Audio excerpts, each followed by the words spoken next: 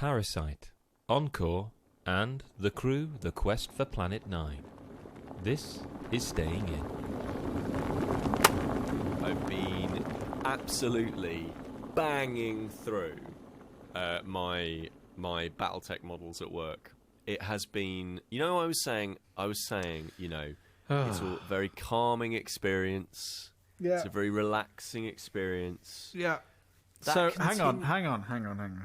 Yeah, go on. What's BattleTech again?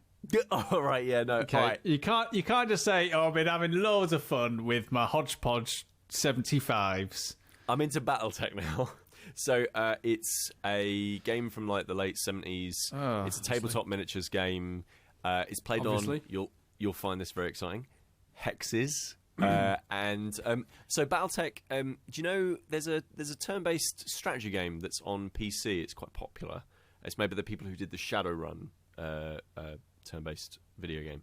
So it's the world of that, and they basically did a starter set literally a couple of years ago now, and I got my hands on it earlier in the year or very late last year, and I've just started painting them up, and they're really fun. They're really enjoyable to paint. What makes a miniature fun to paint? Fun? Well, I was going to say, I was talking. I've talked before about how it's quite a therapeutic experience, and Sam, you know when you were doing the Blood Bowl stuff, it's very you focus in, right? Mm-hmm. Well, the simpler the models, the more easygoing and stress-free that actually is. And BattleTech models are nowhere near as detailed as Blood Bowl models, for example. Is it just you dip it in paint and it's done? That was fun. I mean, you joke, but that literally is a technique for some models. It's called the dip and flick. You spray. That means something else. Yeah. So it's usually done on bone.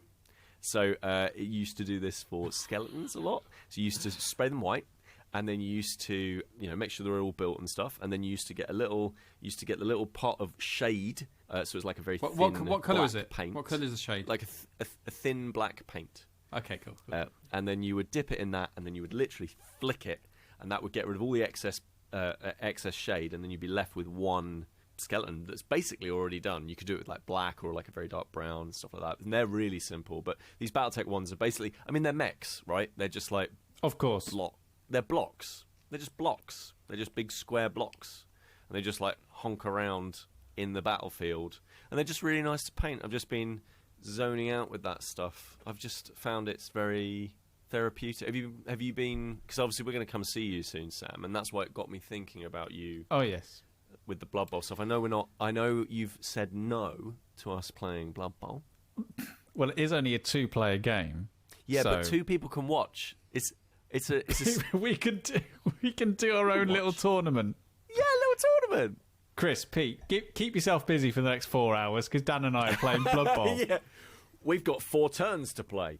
But yeah, I was because are you still doing that stuff? Are you still painting? Do you get the chance to do that at all? Hopefully, I'm off this week, and my wife is away in Iceland. So hopefully, might do a bit tomorrow. My aim is to try and get all my orcs done, because so far there is just one that's painted, and to be fair, he stands out of the rest of the orcs, and he's always getting the ball thrown at him. He's always getting targeted by the human team, so it's just Does he have a sense of superiority over the other orcs? Oh yes, most definitely. Yeah. You get Yeah. the feeling it's maybe a little bit like when the intelligent kid gets bullied at school. You're like, ha, you've been painted. Ha, you've had time and attention given to you.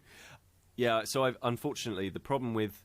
Now, you don't get this, Sam, and I was kind of hoping you would, but when I paint, not only do I get into a nice zone focus, it also, because I'm finishing models, I'm also wanting to buy more models. The problem is I also get that when I play the games. So we've been playing at work a lot of Kill Team, which is the Warhammer 40,000 thing, and I just constantly am I desperately want to buy some more now. I think I speak on behalf of Sam's bank account when I say it's probably a good thing that he's not had that feeling, because he spends an awful lot of money on board games as it is. That's true. That's very true. It can be very, very expensive, and also you could just. The other thing is you can fall into the trap that I also hate, which is where you just fill your home with things you don't use. Like, you can end up with, like, boxes and boxes and boxes of miniatures. Like, oh, I'll definitely get round to playing that. I'll definitely get round to building those things. I'll definitely get around to enjoying that sort of stuff. And then you don't. And it just sits there and it's all sad. So I can totally understand. Luckily, I've managed to not purchase anything, except I did go on eBay and I did buy a single head for a model I wanted. Okay. Been really nice to like play a game regularly, because that's one of the things that, regardless of like miniatures game or board game or whatever, like I tend to like try lots of different games, so it's really nice to like focus in on one thing. And like Kill Team for me, and modelling in general, has been that thing of just like focusing in and actually getting into and trying to understand the complexities of a game over a long period of time with lots of different opponents. It's been nice. It's really like what we're talking about with Spirit Island. The idea of like mastering a game and getting your teeth into one single thing, because we do play a lot. Like we do like I'd always do, whether like video games, board games, or films or whatever. It never feels like we're really sitting down and mastering one thing. It's kind of like, well, that was fun. On to the next one. Yep. That's it. And like for me, that's one of those things of like, I kind of harp on about it because I kind of feel like it is one of those hobbies that you do need to devote a bit of a chunk of time to, but I think that's also sort of the part of the pleasure of it, in that like you get into the thing, and it's been good. It's been good. So I'll probably do another one of these updates in a few months when I want to buy another weird plastic head. I don't know, where he's buying a flower or something. A few months. Jeez.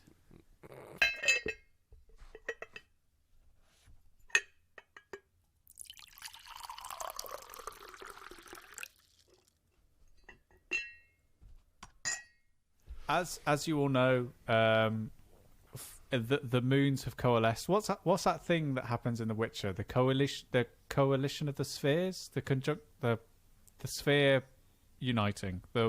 I've read the bloody book. Sphere uniting. What's it called? The conjoining of the spheres. Anyway, is that what it is? That's happening. Some spheres are coming together.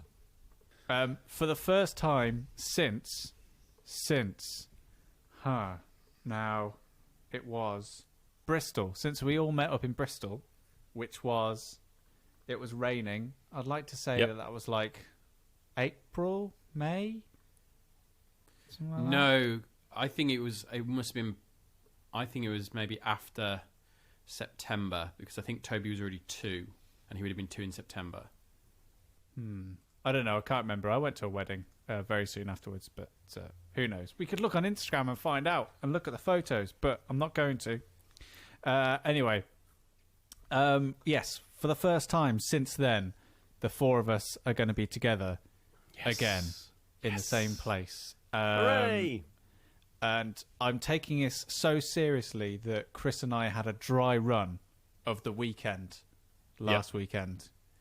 We thought we'd get everything set up and work through a few plans of things that we could get up to over the weekend and see what we'll carry on and actually put into place for this weekend when you guys are so little are we together. This is how seriously I'm taking it now. So we went to Arcade Club in Bury. Okay, nice. Europe's biggest arcade. 3 floors full of arcade cabinets, computer games and VR consoles and stuff, and 1 pool table for the dead, just in case there's a power cut. Yeah. It was incredible, wasn't it, Kris? It was extraordinary. I don't think either of us knew what to expect. No, like I just went in and was just like, oh look, there's Time Crisis, and oh look, there's Outrun 2, and then suddenly there was a man with a glove playing this Japanese arcade cabinet where it was like this circle of buttons that you would touch in rhythm to this music, and he was there with gloves. And like when you go to the gym, there are those people who every time they finish an exercise, they like pick up their phone and enter it into their phone and then walk on to the next bit of equipment. Like he was doing that, but with this really niche Japanese arcade game, and he had these Yes. gloves that he was playing it with, and Oh, he was phenomenal. it's the only time I've ever had to stand and watch someone playing an arcade cabinet because he was that outstanding playing it. And there was quite a few people in this arcade club, which is what made it a really lovely place to be into. Because usually arcades are just like, oh, we've got 20 minutes to kill before The Incredibles 2 is on. Let's go and Right. see what level we can get to at House of the Dead. Whereas here it was like, right, the weekend's here. I've got my annual pass to Arcade Club in Bury. I'm going to try and beat my high score on that particular arcade cabinet. Yeah. And it wasn't just the usual like Time Crisis and like House of the Dead and all that kind of stuff. There was one which was a game which had like two of these large traditional Asian drums, and you'd have these sticks, and you were like hitting the drums to the beat of the music. So good. There was another one where the aim of the game was just to how well you can flip a table, and it had like this big plastic table, and all you had to do was just like flip it at the right time. It's like Burnout with tables, basically. Yeah, it was. It was an excellent place, and we got to play some VR stuff. Like the first time I've had some like really dedicated VR play in a designated space that like I can walk around and actually move in, have actually some like 360 movement in. Because before I've played it and been very sort of just like sitting in a chair and looking around holding a controller, this is very much like a space where I can move and actually feel like I was interacting in VR, which is great. But even how fantastic that place was, we're not going there this weekend. Oh, what? Come on. That was like the biggest lead. Come on, man. Oh. You got me all I was psyched up noting for that. down everything. I was like, Outrun 2, I'll be doing that. Time Crisis, I'll be doing that. What was the situation on the price? Is it like what was the cost of each machine? It's all free. Beautiful. Love it. You pay an entrance fee, and everything's free to play for as long So there's as you no want to. queuing, there's no waiting around. You just walk and talk freely. Oh, that's free. I'll hop on there. I'll hop off. Well, Yeah. Pete, I believe that we're getting the same train on Friday. So why don't me and you head to Bury? If you guys want to go to Bury, be my guest. Oh, that would be amazing. Let's go, Dan. Let's do it. Good luck to you. Have fun. I really enjoyed it. It was actually the good old fashioned pinball machines. There was like a whole bank yes. of these, and there was just something so lovely because I was addicted to. You remember that pinball game you could get on? Was it Windows 98 or something? You get a pinball game on it. Yeah. Space Cadet. Yeah, that was it. I was addicted to that, and I went through like a ton of them at this venue. I did an Addams Family one. I did an X-Files one. I did a What was it? That roller skating one from the future. Yeah. where in the future Thermos is as big a brand as Pepsi, according to this pinball machine, which made me laugh. Well, it's a whole brand. And it was just so cool, like unlocking stuff as you're going. Oh, it was just fantastic, and watching this whirligig of ball bearings kind of going around. It was just so good. Really, really nice. That lovely kind of that mix of the kind of the high tech VR cutting edge stuff and the really old school retro stuff. And everything's treated with the same degree of reverence. It's not like the pinball machines are gathering dust in the corner somewhere. They're right there in the middle. Right next to like Time Crisis 2 and things. Oh, it's so and good. then like a bank of PCs all playing Fortnite and Overwatch on. Like there's definitely a great mix, and then some people playing Smash Brothers and FIFA and stuff. It is great, but I just don't. I think our weekend is destined for bigger and better things. Basically, Pete, Sam thinks, well, I've had my fill of this place now, so I don't want to go back again. Yeah. I mean, we were in there for 2 hours, and it's quite a long way to go. And then after 2 hours, like the sensory overload was just like, my God, like I'd love to have gone back, but we were all like, my God, that's like visually exhausting. I was in an arcade a month or so ago, and like you come out of it and you're just like, oh God, I feel like I've been in like a trench for 30 minutes, like just like, it's like it's because like you've been around like bang bang bang bang bang bang like so much stuff that's just trying to grab your attention, and you're like, oh my god. Yeah. It's Yeah, we had to have intense. pizza. Calm Actually, no, we down. had pasta. I had pasta. Yeah, we all very had nice. pasta because I'd forgotten that we were having pizza that night, and I took us to Pizza Express. So You fool. I was doing well. No, yeah. But there was one thing at the weekend which I am going to carry over into our weekend together, which is that I think we should all play The Crew. Are you talking about the somewhat disappointing, much hyped driving game from By PS4? Ubisoft. Yeah. It can't be that disappointing. It got a sequel. Well, yes, that's yeah, definitely that's- how video games yeah, work. that's not a great barometer. There's a lot of games that weren't good that got sequels. Didn't that have like radio towers as well, like radio towers for cars? It was Assassin's Creed, but like Yeah, but in a for car. cars. Yeah. Which Trying no, to climb this is trying to climb the towers was hell. It really was. This is not the Ubisoft classic, The Crew. This is a brand new game called The Crew: The Quest for Planet 9. So the idea of the game is, ever since Pluto was downgraded, boo-hoo, there actually appears to be a ninth planet. And you play as a group of astronauts heading out into space to try and get to this mysterious ninth planet. It's designed by Thomas Singh, Cosmos are publishing it. And not to bury the lead on this one, but it's really great. It's really good. Okay.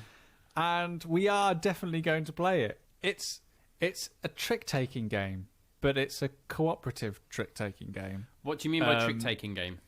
Okay, so trick-taking games are pretty much make up the basis for most European card games, or at least that's what the Penguin Book of Card Games tells me. So how a trick-taking game works, Dan, is essentially there will be a leader. There will be someone who's like plays a card down first, and in the case of The Crew, it's the commander, and they'll put a card down, and the card will have a number in the corner, and it will be of a particular suit. So usually in trick-taking games, you're using like clubs, spades, diamonds, and hearts. But in The Crew, the suits are different colours. So you've got green, yellow, pink, blue, and, stay with me on this, rockets. So whoever the commander is puts down a card, and that starts the trick. Okay? Now, every other player around the table has to match what's called the leading trick, or whatever led the trick. So you have to put down a card that matches the suit that was the first card to be put down. Okay. If you can't, you can put down any other card you want to. But if you do have one of those cards that matches that leading suit, you have to put it down. Once all the cards are down, whichever number is highest that matches the suit that led the trick wins the trick, and that player gets all those cards as a reward. Nice. Does that make sense? Yeah, Yeah. Okay. I'm on board.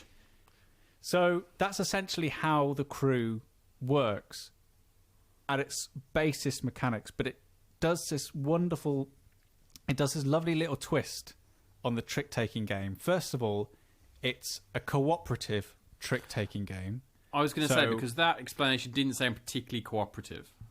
No.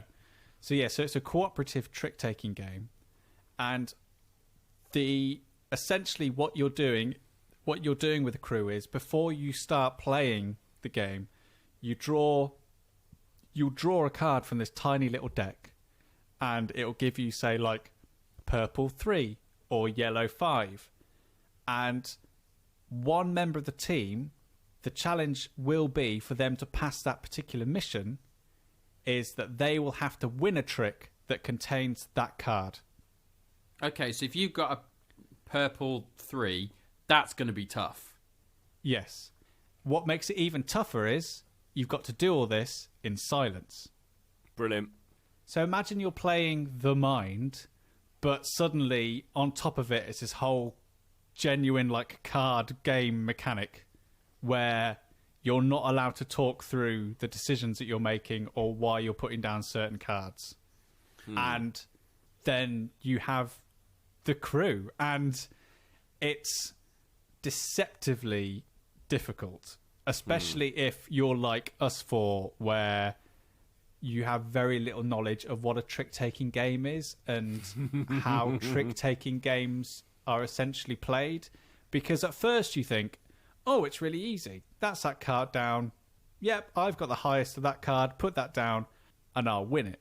But there are 50 missions in the crew. You have this little logbook where you're working through 50 missions, and each one gets progressively harder. You're having to win more tricks. You have to ensure that some cards are won in tricks before other cards. The other players, you have to ensure that some players don't win certain cards after you in order, and you have to do this all in silence. And you suddenly realise that it's just not as simple as you think it's going to be. And I severely underestimated this game, and I thought it was going to be a lot not simpler. I thought it was going to be a lot easier than it was. I think because I had in my mind how the mind works, and the mind is quite simple, really, because there's no real tactical strategy you can put on it. It's just sometimes it's just a bit of luck and a bit of, planning. Whereas the mind, it's having a tactical and strategic it's playing a tactical and strategic game in complete silence with people in order to get missions done. So you clearly are quite enamoured with this. Yes. What is it that puts it above? What is it that actually, like, you love about it? Like, what is it that... Because you're saying, like, it's more complicated than you think, and it's like it sounds like quite an elegant system, and it sounds like quite a relatively unique twist. Though we've obviously seen different elements of this from different games, and this feels like a combination of those things, which isn't a bad thing necessarily. But what is it that turns it from a game where it's like, that's interesting, into a game where you're like, we need to play this? I think it's when we started not following the no communicate rule, because we couldn't get past mission 3, which is just where you'd have 2 cards out, and you'd have to decide. The commander chooses the first card, and that means the commander's got to win that card as part of a trick, and then someone else picks the next card, and they've got to win that card as part of the trick, and we just couldn't get past it. And the game does have a communication tool, which essentially you put down a card from your hand, and you have this green token, and if you put the token on top of the card, right at the edge, closest to the center of the table, that means that's the highest of that card you've got in your hand. If you put it furthest away from the table, it means you've got the lowest. If you put it in the middle, it means that's the only card of that suit that you've got in your hand, and that's the only way that you can communicate with the table for that mission. And we were really struggling, and I think it's genuinely just because we've never really played with trick-taking games before. Right. But so we started just like, we sort of like, let's forget the no communication rule. Let's just talk this out. Let's just talk about how we're actually going to be like winning these tricks together as a team.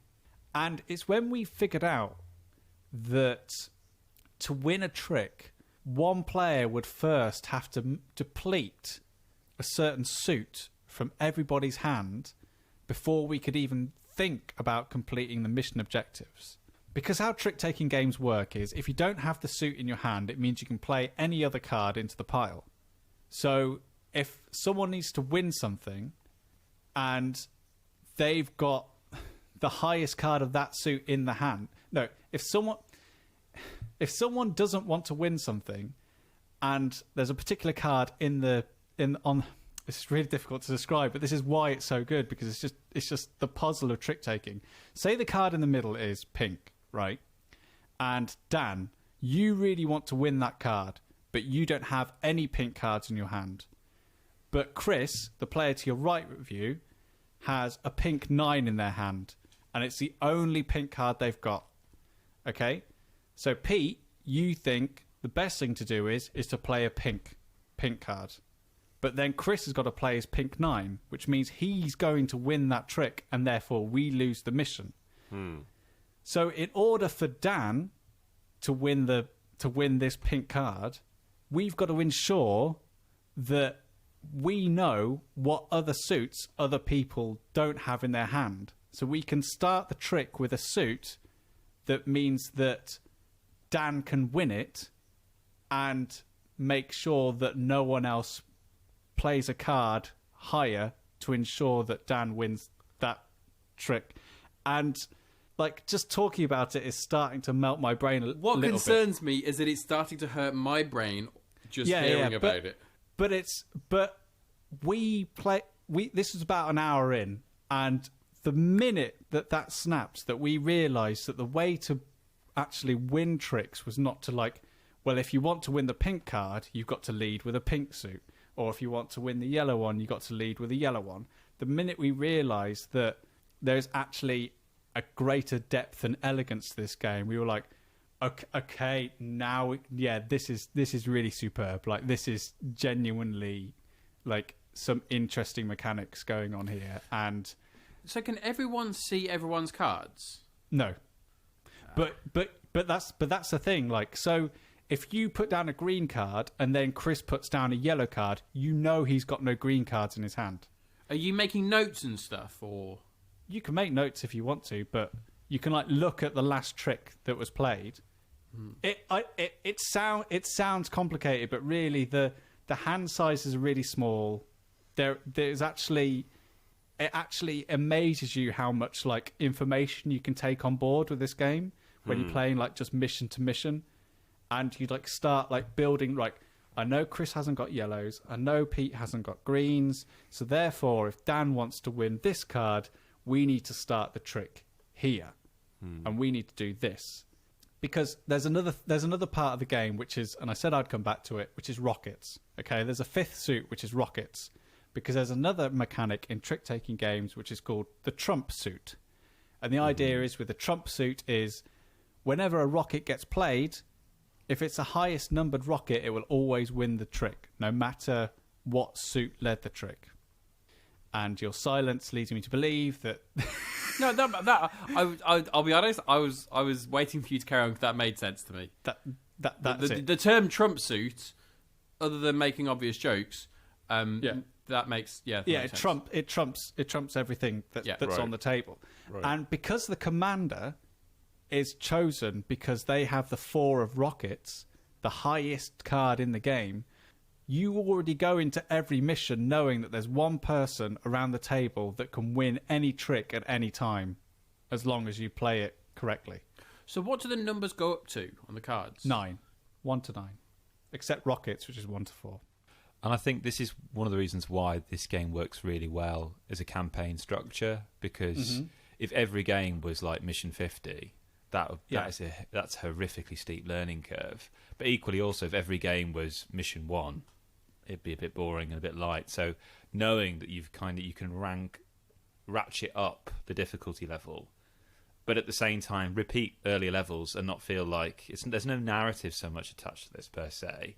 I mean, it's just there for you to keep a log and just advance through it, really. You can play them. You can go back and play them and not feel like you're playing it out of order or anything like that.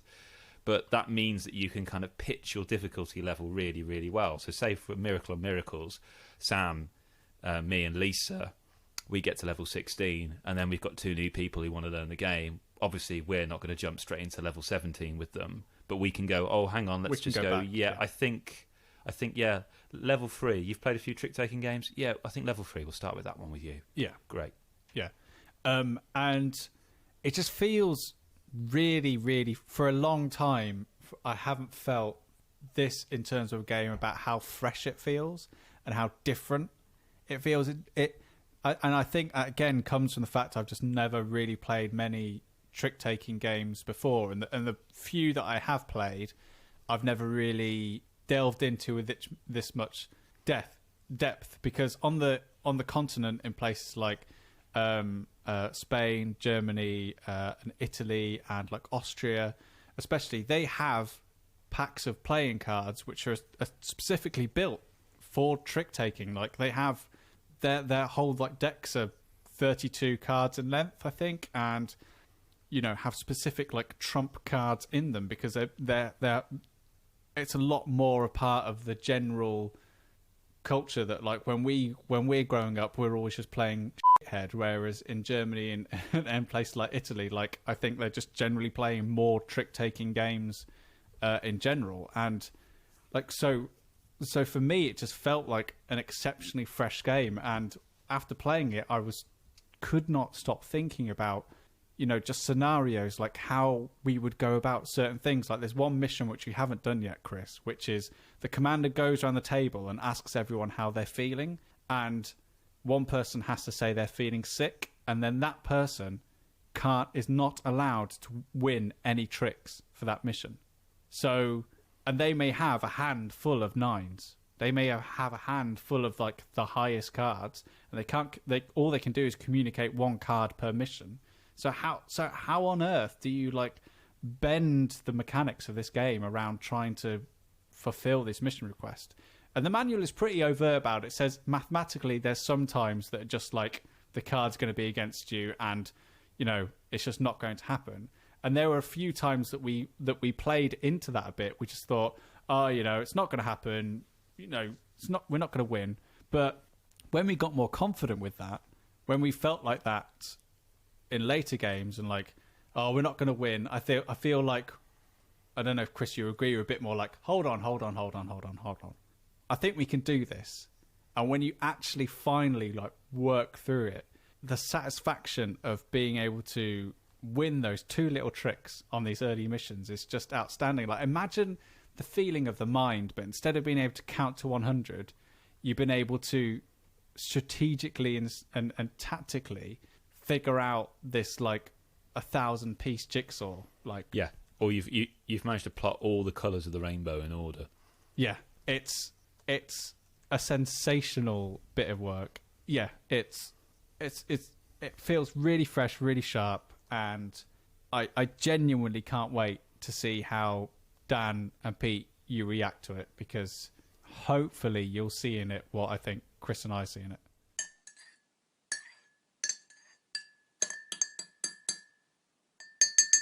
I'm going to talk about Parasites, which you're probably, even you, Pete, are probably aware of this. It just won best picture at the Oscars. Oh yeah, first non-English speaking film, the first non-English speaking film to get that title, that accolade, and fully deserved. This is a brilliant film, straight up there. It's a brilliant film, directed by Bong Joon-ho, who I don't know if you've seen. The last film they did before this was Encore, which was on Netflix. He also directed, of course, everyone's favourite sequel to Willy Wonka and the Chocolate Factory, Snowpiercer, which is a phenomenal film based on a phenomenal graphic novel. And I knew him first from a film way back, I think in 2016, The Host, which is this fantastic monster movie. And what I really, really liked about that film was that, in particular, was how all the tragic bits of the film were hilarious and all the hilarious bits were quite tragic. And that was on purpose. And it was just really, really, really interesting. And so this director has cut his teeth quite a bit by now. And he has within it a fantastic cast, including Song Kang-ho, who I adore. I'll watch him in absolutely anything. And he's been with him from at least The Host, probably before that. I'm not going to talk about this film, what it is, the premise at all, because the director has said not to. It's the only time I've ever been into a cinema where I've literally hadn't got a clue what it is I'm going to watch. And I'm a big film buff. I love reading up about films. I love watching trailers. I love getting a sense as to what a film is about before I go into it. This I hadn't got a clue at all. Just the title and the fact it was 2 hours and 10 minutes. That was it. And I think for me to make this an interesting discussion, I'm going to really talk about tones, I suppose, really, rather than specific details, which might be frustrating. But honestly, when you go and see it, because you will go and see it, no, you genuinely will. Like, I'll I am going to. I don't want to bury the lead, but I am going to go and see it tomorrow night.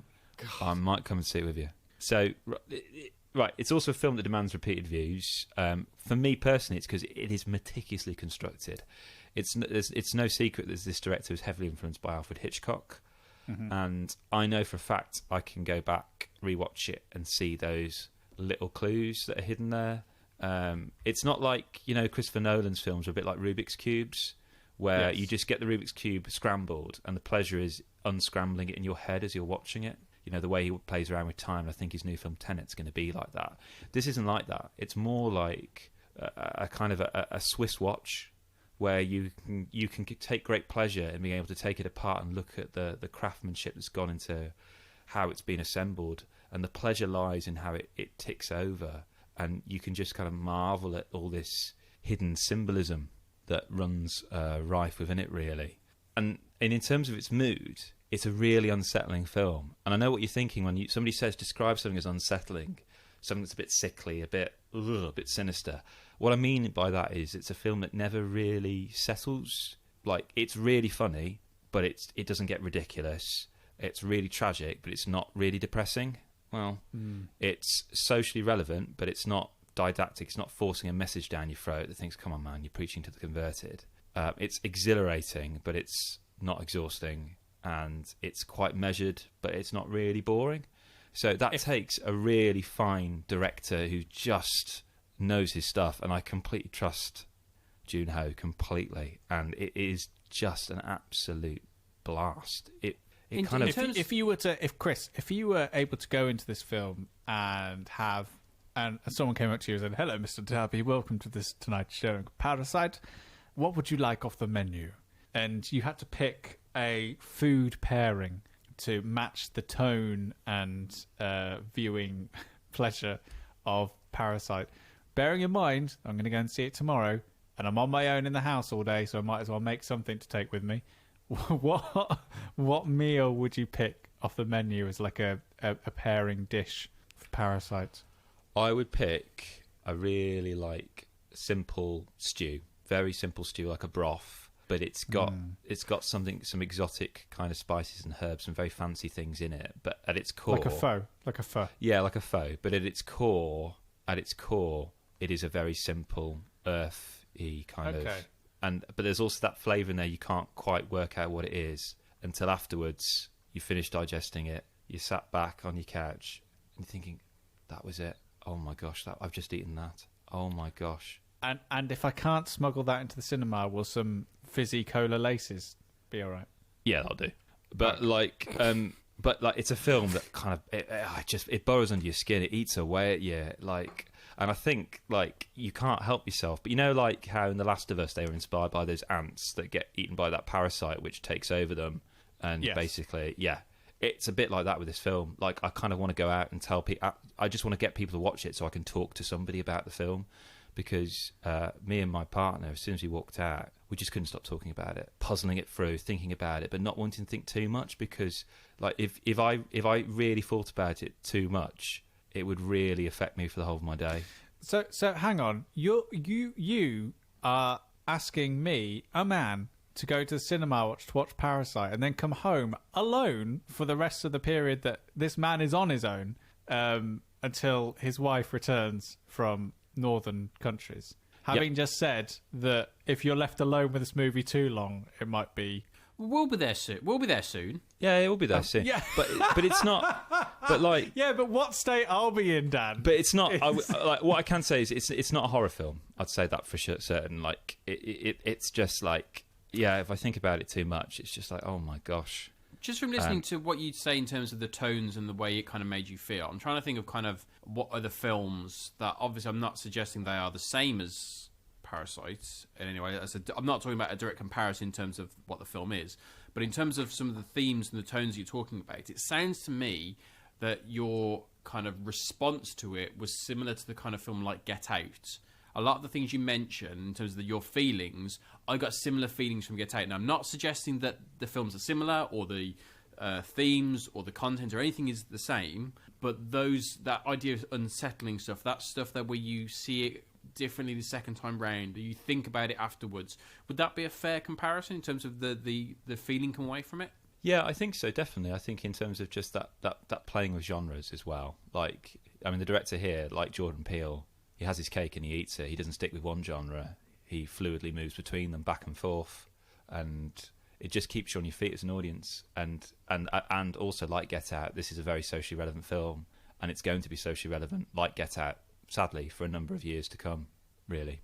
And it's Korean cinema at its finest, and I love Korean cinema, and I just think it's just fully deserved of Best Picture, and you should all go and see it. And I'm going to leave it at that. Do you guys think I've got a problem? Yes. Yep. What? Sorry.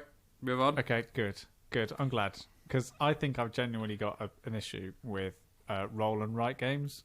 I'm not going to dwell on it, because I think I've just about managed to curtail my addiction. Mm-hmm. Well, you have used up all your pens in your house. I've used some of my pens. Actually, today, Chris, I ordered some some fine point Sharpies. Jesus. In my defence, I thought I bought some multicoloured fine point Sharpies because Chris and I are about to start Pandemic Legacy Season 2.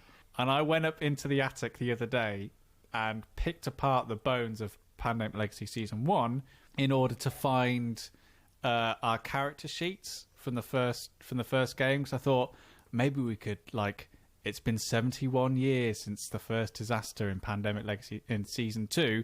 Maybe we can bring some of the family members of the characters that we had originally back. And I was also able to bring the coin.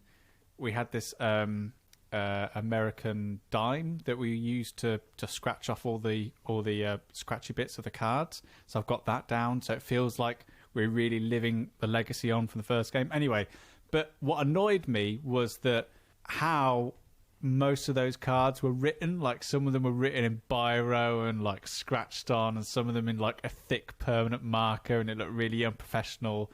So I bought us some fine point markers of different colours in order to make this season a more polished and professional one. But whilst I bought them, I also thought, they'll be useful for roll and write games. And and also, I got a game recently, which is kind of a roll and write game, called Silver and Gold. And I actually opened it up and went, oh, wow, this has got those dry white markers in that I love.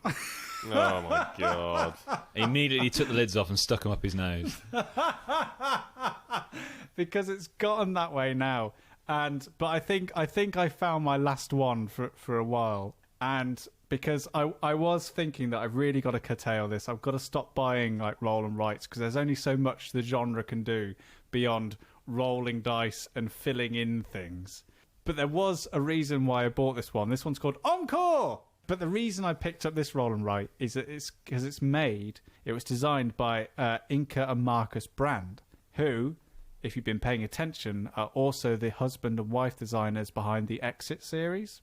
Oh. So I was like, hang on, I really love the Exit series. I really love roll and write games. What happens when you take these two designers and they make when these worlds collide? When these worlds collide, what happens? This is either going to be a peanut butter and jam, or it's going to be a milk and blackcurrant. Well, okay. So there is no DNA, there's no genetic sharing between the two games. There's no delightfully wonderful Exit the roll and write variant here. This is purely just a roll and write game. If I told you they were designed by two separate people, you believe me, because there's really feels like no shared DNA.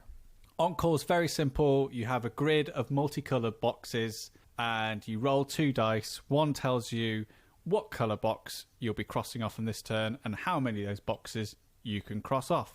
And the strategy of the game is trying to figure out how you're going to essentially spend that currency, so therefore you can fill out this grid in the most economical and useful way, because you can only cross off boxes that are next to boxes that are already crossed off. When you finish a column of boxes, you get awarded a certain amount of points. If you cross off all the boxes of one colour, you'll get awarded other points, and so on and so forth until the game ends, and then it's pretty much done. It doesn't generally feel like there's anything new or groundbreaking in the genre, but I think it is one of the most pleasant roll and write games that I've played. And my in-laws only play one board game, and that's Quicks Deluxe. Like, they'll play Monikers and they'll play Medium and they'll play 20-second Showdown. But in terms of like sitting down and actually like playing a competitive solo gaming experience, they only play Quicks Deluxe. And that's not just because of the quality of the dry white markers that come in the box. So we were cooking some lovely katsu aubergine for them. And whilst I was making it, my wife showed them Encore. And as soon as they played it, they were like, "We've got to get this. We've got to buy this. This is brilliant. This is incredible." And I think that told me that, like, I think I've just been like overloaded from the genre to really appreciate what it is that Encore does, and actually the puzzle that you're trying to solve when you're playing the game. Because for them, it was this wonderfully fresh and exciting like world. Like, on Quicks, I'm dealing with numbers and thinking about probability, but here I'm dealing with colours and patterns and plotting, and it's almost like town planning, because it's like, if I use up those 4 squares there, that means I'm going to be left with 1 red square, which is going to be harder to fill later on. So maybe I should be focusing my efforts somewhere else on this grid. And yeah, they absolutely loved it. And like, it's an exceptionally easy game to play, but there's something about it, because every single sheet is the same grid. Like, there's no randomization in the grids or anything like that, which at first I thought was, it's a bit of a negative. Like, surely they could have like jumbled things around and made things a little bit different. But then I realized like what Encore is to me, and it really feels like it's like a bit like a comfort food. And because the idea is like, and I think my favorite roll and writes of all fall into the same genre. Quicks Deluxe is the same, like Quinto and Quantum. I'll probably put Ganshon and Dop Out So Clever in different piles. But those games, they are like the comfort food when I'm thinking of what game I'd like to play and what mood I'm in, because that feeling of sitting down and sitting down and having a sheet in front of you and thinking, right, this is the same puzzle I've seen for the last 5 or 6 times now. Like, what am I going to do this time? Like, how am I going to tackle it this time? And what is everyone else going to do around the table? And I think that's why my in-laws enjoyed it so much. Is it because it's like, it's that shared experience of all trying to tackle this puzzle at the same time. And when you see someone doing better than you, like, my wife always beats me at Encore. I've never beaten her at it. I think I beat Kris once, but that's the first time he played it, and he was very tired. So, but it's like, when you see, like, when I get 26 points and my wife gets like 150, it's like, there's definitely more to this puzzle that I'm thinking on the surface. Like, there is something else to this puzzle. So yeah, it's one of those games where it feels a little bit difficult to recommend, but I think that, like, if anything about what I've said, so it kind of like piques your interest in like thinking of that like thing that you have on your shelf, which is like, yeah, like, let's just tackle that puzzle again now, or let's just like try and think of how we can like spend our time and just relax for a bit. It's just comfort food. It's just one of those games which is just perfectly like comforting and gentle and a lovely experience, and in-laws love it.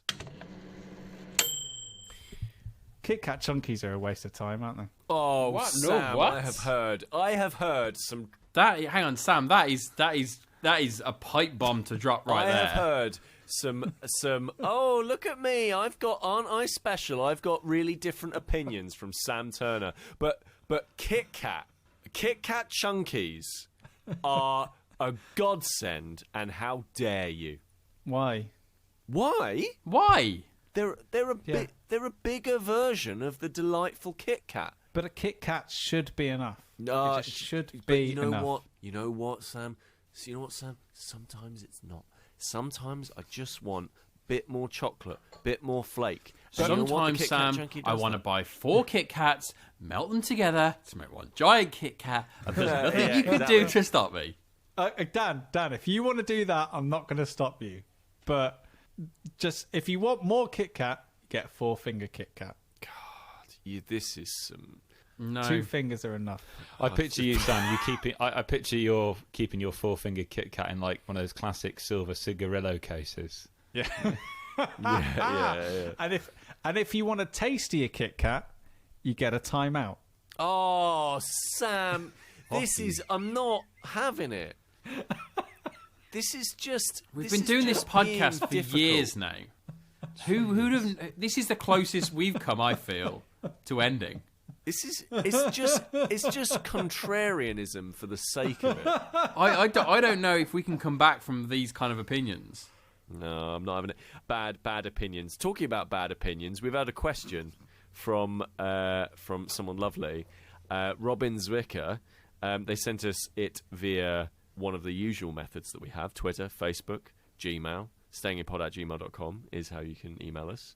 There's also a bunch of other things. Oh, you can go on the website now, and it's all been updated with all the little bits and pieces where you can see all the ways you can subscribe and all that sort of stuff. Anyway, loads of good stuff there. Go onto the website.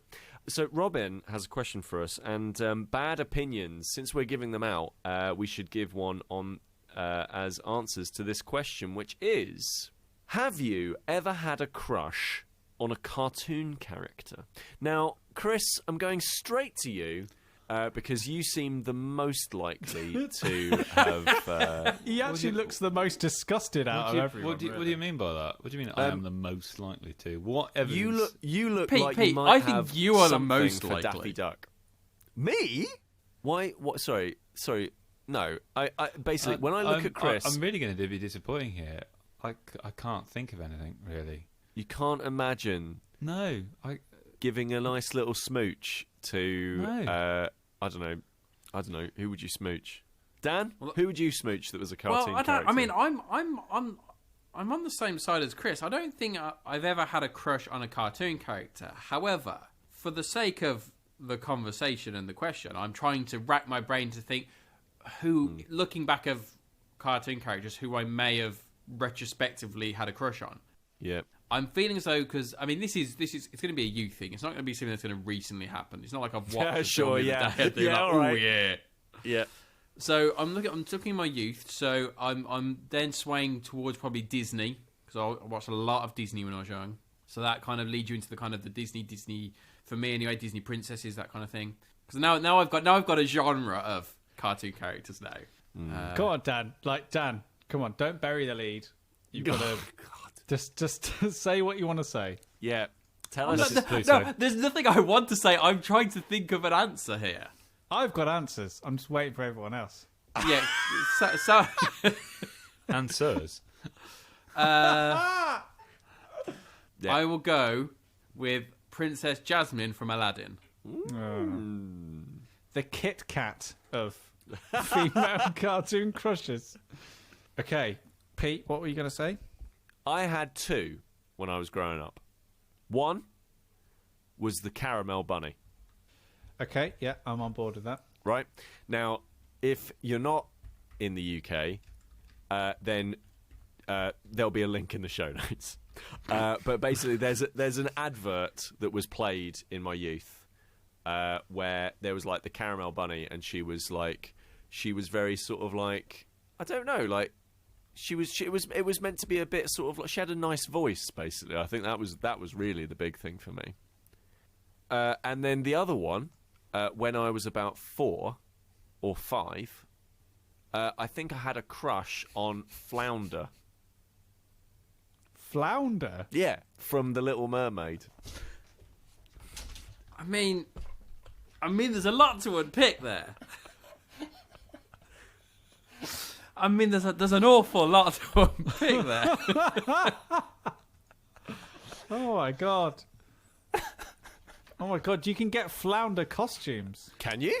Sensibly. Pete has one. 21 quid. Wow, not bad, is it? Flounder. It's not bad for a weekend. Interesting. Not known as Flounder. a particular sex symbol. No, I No. mean, but as I say, I was probably about 4, maybe 5, and I think I had a little mini crush on Flounder. What was it? What was it about Flounder? What did you like about Flounder? I think he was just really nice. I think he was just a really nice guy.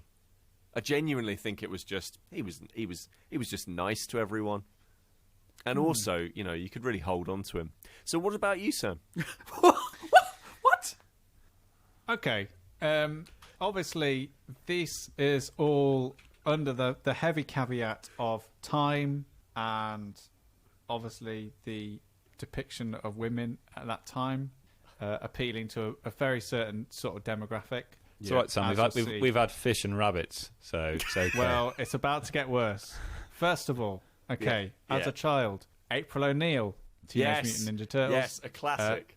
Specifically, 87 to 96. Oh, right. So you mean like the original cartoon? Yeah, the original cartoon. Right, yeah, okay, cool. I can be on board with that. I'm surprised that Jessica Rabbit was on no one else's list. Princess Daphne, Dragon's Lair, even though she was a very sort of like the trope of princess locked in the castle, she had a lot about her. Yeah. And then the female squirrel from The Sword and the Stone. Yes. There's a million jokes I want to make, but I don't want to make whoever's editing this have a difficult time. That was Staying In with Sam Turner, Daniel Frost, Peter Willington and myself, Kris Darby. If you've been affected by any of the issues discussed in this podcast, I can only apologise. And we hope your relationship with Cadbury's chocolate or Disney animation has not been tarnished. However, if you did enjoy this episode, please subscribe to us wherever you get your podcasts. If you'd like to leave a review too, we'd be really chuffed to bits. Better still, why not get a friend or even just an acquaintance to give us a listen also? Finally, if you are keen to dig a little further, why not head over to stayinginpodcast.com. On it you'll find our page on Board Game Geek, our Steam curation page, and all the different ways you can follow us. @StayingInPod is where you need to find us on Facebook, Twitter and Instagram. Bye!